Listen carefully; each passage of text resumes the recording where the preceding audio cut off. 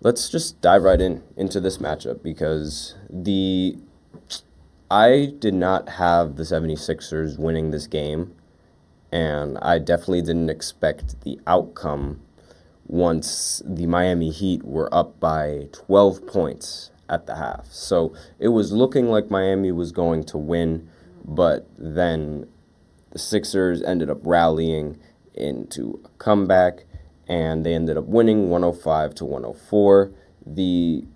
Everyone shot really poorly in this game. Like on both sides. They played significantly less better than what I thought they would be playing. So Joel Embiid, he ended the game 6 of 17 from the field.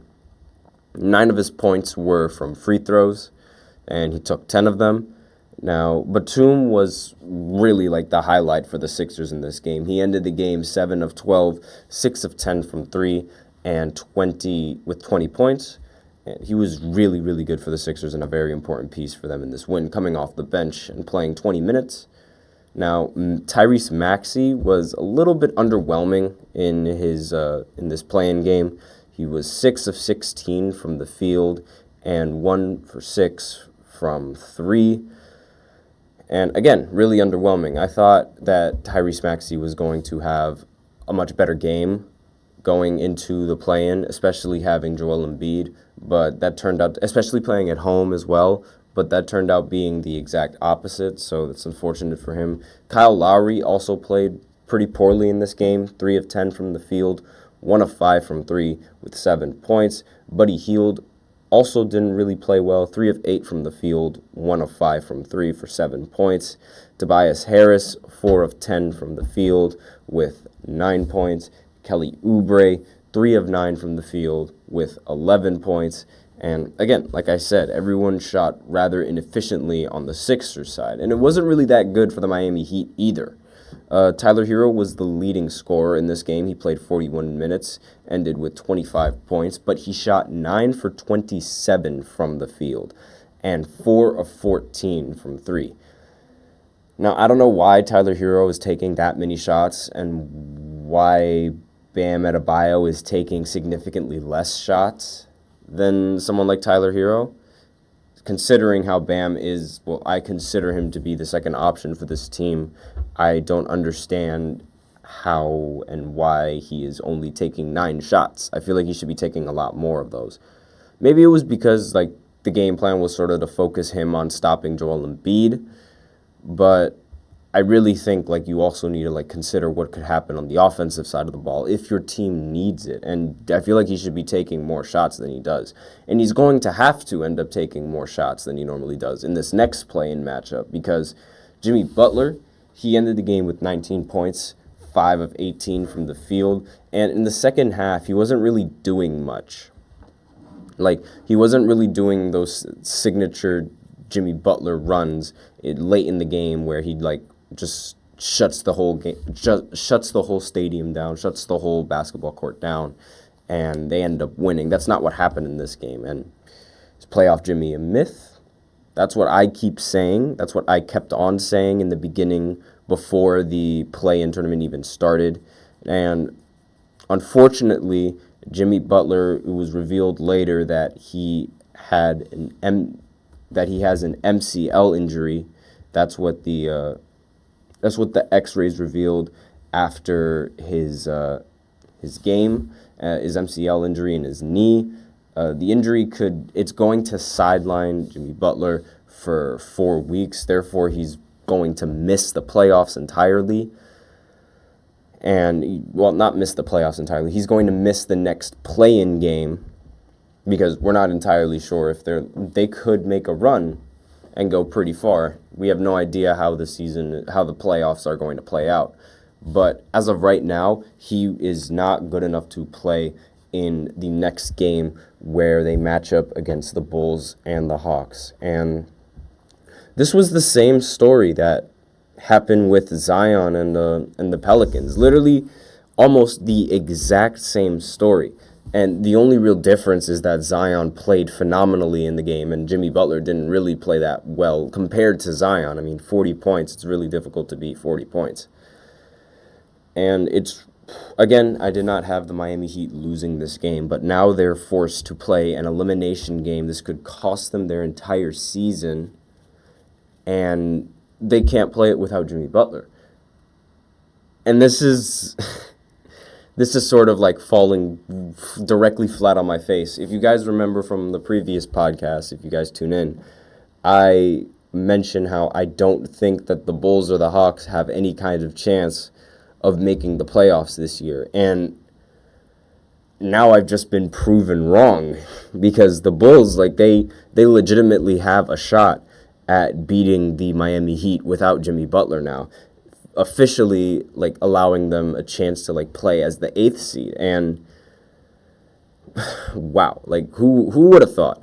And not only that, like I mentioned before, there's going to be DeAndre DeRozan in the stands, and she was at the Raptors away game in the play-in, if I remember correctly, and she was sort of the player not the player, geez. She was the fan that stood out and disrupted the Raptors with their free throws. So she could definitely do this again to the Miami Heat, which might be a little bit more dangerous because people in Miami are not as, let's say, nice as the people in Canada.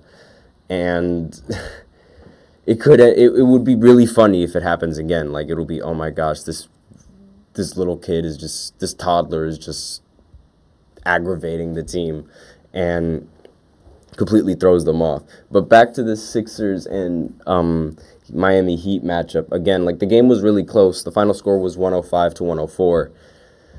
Mainly because a lot of the players were playing worse than they usually do. But, like, again, I really was not expecting this win coming in from the Sixers. So now that the Sixers have won, they get to play the New York Knicks in the first round of the playoffs. And honestly, I have the Knicks winning this game in 4 games. That's how confident I am with this Knicks team. I think that they have exactly what it takes to sort of beat, excuse me for moving out of the camera. They have exactly what it takes to beat Joel Embiid and to beat this team. They have all the pieces. They have all the players. They have the chemistry. I genuinely think that the Knicks have a great chance to beat them in 4 games. And I think that's, like I said before on the previous podcast, like, this would be like the end of the road for the 76ers. Regardless of who they played in the first round, I thought they were going to lose in like 4 or 5 games, because if they lost this game, then they would have had to play the Celtics, and the Celtics, they're just going to beat them, and because they always beat them. Jason Tatum, like, he always plays very well against the 76ers, and it's Celtics as a whole, they all played really well. So I wouldn't put it past them to beat them again, as to continue that trend as they've been doing previously. This also gives Joel Embiid and Maxey some time to rest, since they won't have to worry about playing another game tomorrow, which is when the next play-in games are happening. So that's always good news for them. Joel Embiid definitely needs that rest just to make sure that he doesn't re-aggravate his injury, even though that he's been healthy. They want to make sure that he's at 100%, even though I'm not entirely sure that's going to matter because they're playing the Knicks. And now for the Miami Heat, this is a little bit more difficult, because before I was a little bit unsure if the series. I was certain that the series was going to be competitive between the Miami Heat and the Boston Celtics. Now, if the Heat win against the Bulls in this matchup, I'm not entirely so sure. I don't think that the Miami Heat are able to win without Jimmy Butler, and I think their road ends after this game as well. So I think the 1 and the 2 seed in the Eastern Conference are going to sweep, leaving the rest of the teams uncertain in the Eastern Conference, as well as in the Western Conference. Like, I can't tell which team is going to get swept or not. The team that's most likely to get swept in the West is honestly the Lakers, because it happened before. But regardless, I genuinely do not think that the Miami Heat can come back from this one. And will they even win against Chicago? I'm not entirely sure because, like, Chicago's players have been playing pretty well together.